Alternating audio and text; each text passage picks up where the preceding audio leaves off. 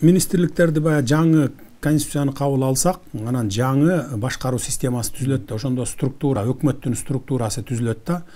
Ошондо биз адистер менен баардык тармактардан адистерди чогултуп, азыр мен жакында эле кадр службасына тапшырма бергенмин. Ошол ар бир министрликтен адистерди топтоп, анан кийин ошолор менен кеңешип, кыскартып, баягы бир компоновать этип, ушу кыскарта турган, мындай бир азайта турган жолуна барабыз да. Анткени бирин-биринин баягы ишин кайталаган, функциясын кайталаган министрликтер, департаменттер, ушундай ар кандай көп нерселер ачылып кеткен да. Ошолорду министрликке кошуп, баягы кыскартабыз деп атабыз да. Бирок кыскарткан менен баягы немеси, баягы жумушчуларын, мисалы эки министрлик бири-бирине кошулса, мурдакы иштеп турган баягы количествосы көбөйөт да, кичине көбөйөт да, көбөйтүш керек болот. Ошондой кылып, ушундай жолуна барабыз да.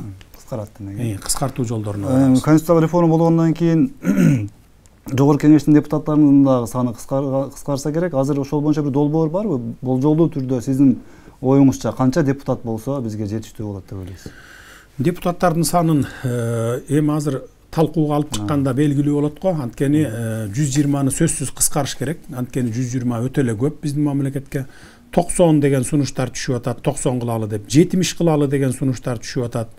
Менин оюм боюнча болсо бир 55ке чейин түшүрүп койсо деле бизге жетет эле негизи.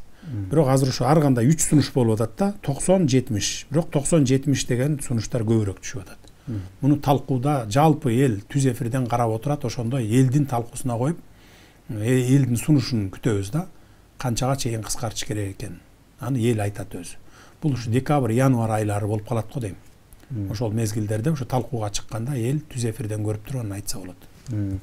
Парламенттик шайлоону кайсы убакытта өткөрүүгө пландаштырылды? Парламенттик шайлоо ошо конституция кабыл алынса эле, андан кийин эле парламенттик шайлоо жарыяланат. Болжол менен ушу бир март-апрелдерге барат го, апрелдин аягына барабы, майга барабы ошондой. Бирок өткөндө мыйзам боюнча 1-июлга чейин баары бүтүш керек деген, 1-июнга чейин баары бүтүш керек деген норманы кабыл алып койдук. Бул мыйзамда көрсөтүлүп турат. Кече жаңы кабыл алган мыйзамда 1-июнга чейин бардык шайлоолор бүтүш керек деп турат. Ошого чейин бүтөбүз буюрса.